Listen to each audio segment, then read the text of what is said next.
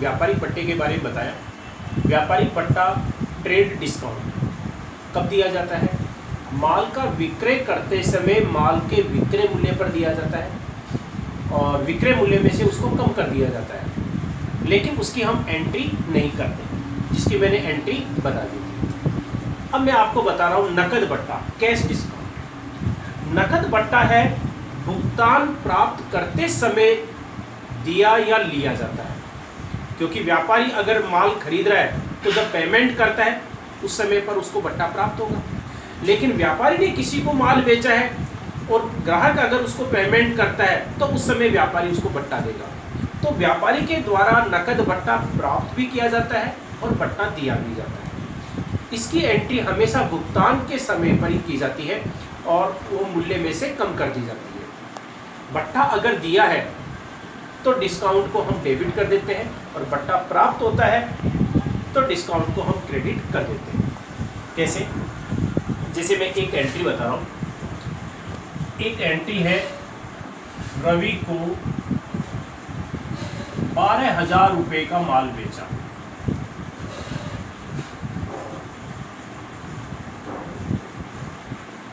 ठीक है, और ये एंट्री है जैसे आपके दे रखी है 10 अगस्त। 10 अगस्त को हमने रवि को 12,000 रुपये का माल बेचा।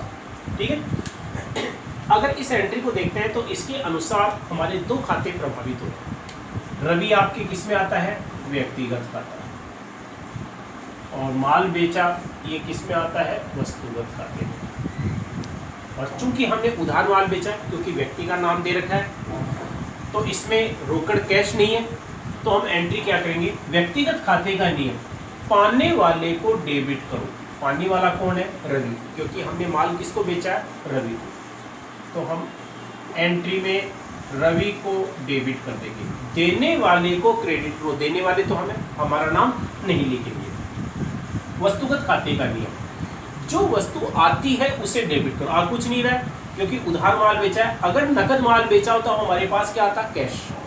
जो वस्तु जाती है उसे क्रेडिट करो। क्या जा रहा है? माल जा रहा है, और माल हमने बेचा है, बेचने को बोलते हैं सेल्स, इसलिए क्रेडिट हम किसको कर देंगे? सेल्स को। ठीक है, तो ये आपके 12,000 रुपये का ये हो गया डेबिट साइड में और क्रेडिट साइड। ठीक है, और हमने इसका नरेशन कर दिया। गुड्स सोल्ड टू रवि,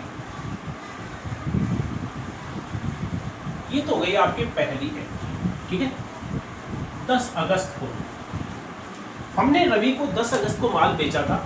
तो जब माल बेचा था तो रवि ने वादा किया था कि वो उसका पेमेंट 1 महीने के बाद में करेगा, लेकिन उसने क्या किया? 2 दिन के बाद में ही पेमेंट कर दिया।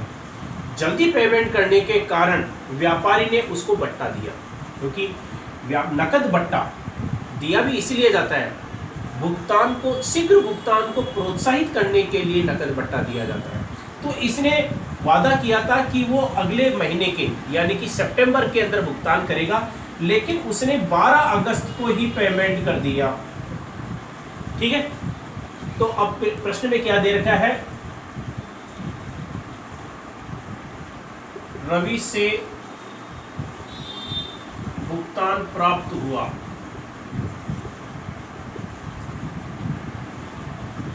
और बट्टा दिया 500 रुपये। अब देखो इसमें भुगतान प्राप्त और बट्टा दिया 500 रुपये। देखो रवि से पैसा कितना लेना था? 12,000 रुपये, क्योंकि 12,000 रुपये का माल बेचा है तो 12,000 रुपये लेने थे। इसने क्या किया? 12 अगस्त को ही इससे भुगतान प्राप्त हो गया तो हमने बट्टा दे दिया। बट्टा हमने कितना दिया? 500 रुपये, यानी कि 500 रुपये बट्टा दे दिया। तो एक्चुअल में इससे कितना पैसा प्राप्त हुआ? 11,500 रुपये प्राप्त हुआ। तो अब देखो रवि आपके व्यक्तिगत खाते में आता है, भुगतान जो प्राप्त हुआ है, भुगतान कितना प्राप्त हुआ? 11,500। ये किस में आता है? आपके वस्तुगत खाते में। लेकिन जो बट्टा है, देते हैं या लेते हैं, ये किस में आता है? अवास्तविक खाते में आता है।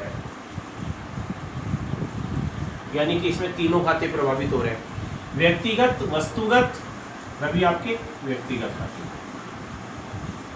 व्यक्तिगत, वस्तुगत और अवास्तविक तीनों खाते प्रभावित हो रहे हैं तो तीनों के नियम लागू हो जाएंगे। व्यक्तिगत खाते का नियम, पाने वाले को डेबिट करो। पाने वाले कौन है? पाने वाले तो हम हैं, क्योंकि भुगतान किसको प्राप्त हुआ है? हमारे को, हमारा नाम नहीं लिखेंगे। देने वाले को क्रेडिट करो। देने वाला है वो कौन है? रवि, तो रवि को हम क्रेडिट कर देंगे। ये तो हो गया व्यक्तिगत खाते का नियम। वस्तुगत खाते का नियम, जो वस्तु आती है उसे डेबिट करो। क्या आ रहा है? कैश। अच्छा, कैश कितना आ रहा है? 11,000। इसमें अमाउंट नहीं लिखा हुआ है, लेकिन कितना? 11,500, क्योंकि 500 रुपये का बट्टा दे दिया, छूट दे दी। इसने जल्दी पेमेंट किया, हमने 500 रुपये का बट्टा दे दिया। तो एक्चुअल में कैश हमारे पास कितना आया? 11,500। मैंने बताया था कि नकद बट्टे की हम एंट्री करते हैं, व्यापारिक बट्टे की हम एंट्री नहीं करते। तो जो वस्तु आती है उसे डेबिट करो। कैश आ रहा है हमारे पास 11,500 रुपये, इसकी हमने एंट्री कर दी। और जो वस्तु जाती है उसे जा तो कुछ नहीं रहा है, तो वस्तुगत खाता कंप्लीट हो गया। अवास्तविक खाता, समस्त हानियों खर्चों को डेबिट करो। बट्टा दिया है तो डिस्काउंट हमारे लिए लॉस है, तो डिस्काउंट को हम डेबिट कर देंगे। बट्टा हमने कितना दिया है? 500 रुपये। अच्छा, रवि को हम क्रेडिट कितने से करेंगे? 12,000 रुपये से, क्योंकि रवि से लेने कितने थे? 12,000। रवि से टोटल 12,000 रुपये लेने थे, उसमें से 11,500 रुपये हमारे को कैश प्राप्त हो गए, 500 रुपये का बट्टा दे दिया। ठीक है, इस प्रकार से आपके नकद बट्टे की एंट्री होती है। तो अगर किस ग्राहकों को हमने उधार माल बेचा है और ग्राहकों के द्वारा जल्दी भुगतान कर दिया गया है, तो भुगतान प्राप्त करते समय जो बट्टा दिया जाता है वो कहलाता है नकद बट्टा, कैश डिस्काउंट, और उसकी हम नकद बट्टे की एंट्री करते हैं। अगर बट्टा दिया है तो डिस्काउंट डेबिट हो जाएगा, और बट्टा अगर हमने प्राप्त किया है तो डिस्काउंट क्रेडिट हो जाएगा। तो इसमें तो बट्टा दिया है, क्योंकि भुगतान प्राप्त हो रहा है तो हम बट्टा दे रहे हैं, हम बट्टा दे रहे हैं तो हमारे लिए लॉस है, इसलिए डिस्काउंट को क्या कर देंगे? डेबिट कर देंगे। तो ये एंट्री हो जाएगी। अच्छा, ये लाइन जो है कई बार थोड़ी सी चेंज भी हो जाती है। एंट्री वैसे ही होगी जैसे इसमें प्रश्न में दे रखा है, इसमें तो ये था आपके, थोड़ा सा चेंज है वो मैं बता रहा हूँ कि इसको हमने 10 अगस्त को माल बेचा था और 12 अगस्त को दे रखा है, जैसे रवि से पूर्व भुगतान में 11,500 रुपये प्राप्त किए।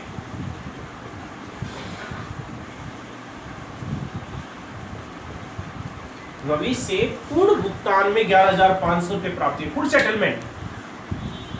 एक तो था 11,500 रुपये प्राप्त किए, इतना ही अगर होता, जब तो ये माना जाता कि हमारे को 12,000 जो लेने थे उसमें 11,500 प्राप्त हुए, 500 रुपये भी और बाकी रह गए, तो हम 11,500 से एंट्री कर देते। अगर इसमें इतना ही होता कि रवि से 11,500 रुपये प्राप्त किए, इतना ही दे रखा है, ये पूर्ण भुगतान शब्द नहीं दे रखा है, तो इसका मतलब है कि टोटल उससे 12,000 रुपये लेने थे और हमने कितने प्राप्त किए? 11,500। तो 11,500 से हम एंट्री कर देते, प्राप्त हुआ रवि से, एंट्री कर देते कैश अकाउंट या टू रवि। लेकिन इसमें देखा पूर्ण भुगतान में, फुल सेटलमेंट, यानी कि और उससे नहीं लेना है, जबकि रवि से लेना कितना था? 12,000। पूर्ण भुगतान का मतलब यही है, फुल सेटलमेंट, यानी कि उसने कह दिया 11,500 अब और पेमेंट नहीं करेगा। इसका मतलब है 12,000 की जगह हमने 11,500 प्राप्त किए, तो इसका मतलब है हमने छूट दे दी उसको।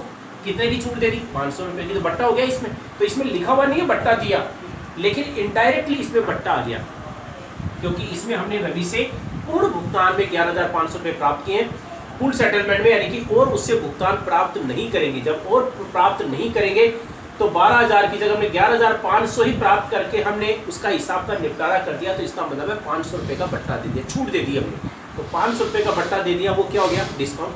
तो एंट्री आपकी यही हो जाएगी, कैश अकाउंट दिया, डिस्काउंट अकाउंट दिया टू रवि। ठीक है, और अब इसमें नरेशन है आपके, यही आ जाएगा।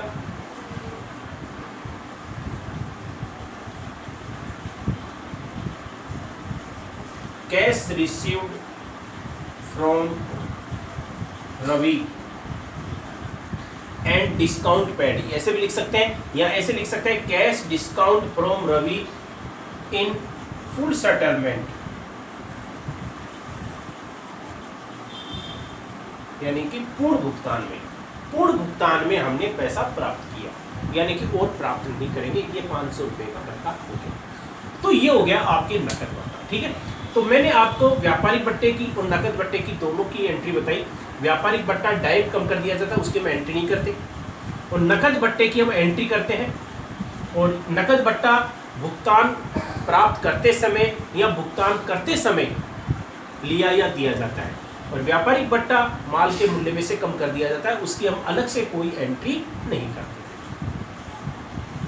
देखो मैंने अभी एंट्री बताई व्यापारिक बट्टा और नकद बट्टे की, ट्रेड डिस्काउंट और कैश डिस्काउंट की। व्यापारिक बट्टे की एंट्री के लिए मैंने क्या कहा था कि माल का विक्रय करते समय माल के विक्रय मूल्य पर जो छूट दी जाती है उसे हम कहते हैं व्यापारिक बट्टा। व्यापारिक बट्टा यानी कि ट्रेड डिस्काउंट, उसकी हम कोई एंट्री नहीं करते। दूसरा होता है नकद बट्टा, कैश डिस्काउंट। कैश डिस्काउंट नकद बट्टा भुगतान प्राप्ति के समय पर दिया जाता है या लिया जाता है। शीघ्र भुगतान को प्रोत्साहित करने के लिए इस प्रकार का बट्टा दिया जाता है और इसकी हम एंट्री करते हैं। जैसे देखो ये एंट्री है कि कैलाश को हमने 25,000 रुपये का नकद माल बेचा, जिस पर 10% व्यापारिक बट्टा यानी कि ट्रेड डिस्काउंट और 10% नकद बट्टा दिया। इसमें दोनों डिस्काउंट है। तो मैंने कहा था कि व्यापारिक जो बट्टा है ट्रेड डिस्काउंट, उसकी हम एंट्री नहीं करते, और माल का जो विक्रय मूल्य है वो कितना है 25,000। ये 10% जो बट्टा है वो किस पर निकाला जाएगा 25,000 पर निकाला जाएगा। तो 25,000 का 10% हो गया 2500 रुपये। तो 25,000 रुपये जो माल का विक्रय मूल्य है, इसमें से 2500 रुपये कम कर देंगे, शेष अमाउंट है वो कितना बचा 22,500। एक्चुअल में हमने कैलाश को जो माल बेचा है उसकी कॉस्ट यानी कि उसका विक्रय मूल्य है वो तो 25,000 है, लेकिन हमने उसको कितने में बेचा है 22,500 रुपये में। इसलिए हम एंट्री कितने से करेंगे 22,500 रुपये से करेंगे। लेकिन जब उसको भुगतान प्राप्त है, उससे भुगतान प्राप्त हुआ, तो हमने 10% नकद बट्टा और दे दिया। ये 10% नकद बट्टा है वो किस पर दिया जाएगा 22,500 पर। तो 22,500 का 10% इसका कितना हो जाएगा 2250 रुपये। यानी कि इसमें 2250 रुपये आपके और कम हो जाएंगे। तो इससे एक्चुअल में कैलाश से कितना पैसा प्राप्त होगा ये देख लो, आपके 20,250। तो अब हम इसकी एंट्री कैसे करेंगे। देखो इसमें कैलाश को हमने माल बेचा है, सबसे पहले तो देखो इसमें नकद शब्द दे रखा है, नकद माल बेचा है। नकद माल बेचा है उसमें कभी भी व्यक्ति का नाम नहीं आता है, इसलिए इसमें व्यक्तिगत खाता प्रभावित नहीं होगा। नकद माल बेचा है तो इसमें क्या है कैश हमारे पास आ रहा है, तो कैश ये तो आपके किस में आता है वस्तुगत खाते में। माल बेचा है ये भी किस में आता है वस्तुगत खाते में। और बट्टा हमने दिया है कौन सा नकद बट्टा, ये किस में आता है आपके अवास्तविक खाते में। यानी कि इसमें क्या है दो खाते प्रभावित हो रहे हैं, वस्तुगत और अवास्तविक, तो दोनों खातों के नियम लागू हो जाएंगे। अवास्तविक खाते का नियम क्या है, समस्त हानियों एवं खर्चों को डेबिट करो और लाभ व आय को क्रेडिट करो। Debit all expenses and losses and credit all gains and income. देखो इसमें हमने जो बट्टा दिया है ये नकद बट्टा, व्यापारिक बट्टे की तो हम एंट्री करते ही नहीं है, क्योंकि हमने जो माल बेचा है वो तो 25,000 का है, लेकिन 2500 रुपये ये डायरेक्ट कम कर देंगे। यानी कि एक्चुअल में जो माल बेचा है उससे ग्राहक से हमारे को 22,500 रुपये ही लेने थे, 25,000 से अब कोई एंट्री नहीं करेंगे। लेकिन इसमें भी हमने क्या कर दिया उसको नकद बट्टा और दे दिया, तो ये 2250 रुपये इसमें से और कम हो जाएंगे। तो इससे राशि हमारे को कितनी प्राप्त 20,250 रुपये। तो व्यापारिक बट्टे की तो हम एंट्री नहीं करेंगे, लेकिन नकद बट्टे की हम एंट्री करेंगे। वस्तुगत खाते का नियम है जो वस्तु आती है उसे डेबिट करो और जो वस्तु जाती है उसे क्रेडिट करो। हमारे पास देखो क्या आ रहा है कैश आ रहा है, तो कैश आ रहा है तो कैश को हम डेबिट कर देंगे। देखो इसमें कैश हमारे पास कितना आ रहा है 20,250, तो 20,250 रुपये आपके डेबिट साइड में आ जाएगा। जो वस्तु जाती है उसे क्रेडिट करो। क्या जा रहा है माल जा रहा है, माल जा रहा है और माल क्या किया हमने बेचा है, बेचने को हम क्या बोलते हैं सेल्स, तो हम क्रेडिट है वो किसको कर देंगे सेल्स। ये तो गया वस्तुगत खाते का नियम। और जो बट्टा दिया जो मैंने भी बताया था अवास्तविक खाते में आता है, और अवास्तविक खाते के नियम के अनुसार समस्त हानियों खर्चों को डेबिट करो। बट्टा दिया है तो हमारे लिए लॉस है, क्योंकि एक्चुअल में कैलाश से हमारे को पैसा कितना लेना था 22,500, लेकिन हमने उसको 2250 रुपये की छूट और दे दी। तो ये 2250 रुपये की जो छूट दी है ये कैश डिस्काउंट है, ये हमारे लिए लॉस है, इसलिए हम इसको डेबिट कर देंगे। ये आपके डिस्काउंट डेबिट हो जाएगा। तो इसमें डिस्काउंट में अमाउंट है ये आपके कितना हो जाएगा 2250, जबकि माल जो बेचा था वो कितने का बेचा था 22,500। तो क्रेडिट हमने जो सेल्स को किया है इसमें अमाउंट कितना आ जाएगा 22,500। नरेशन आपके क्या हो जाएगा, goods sold and cash receive, माल बेचा और नकद प्राप्त किया, ये आपके नरेशन हो गया।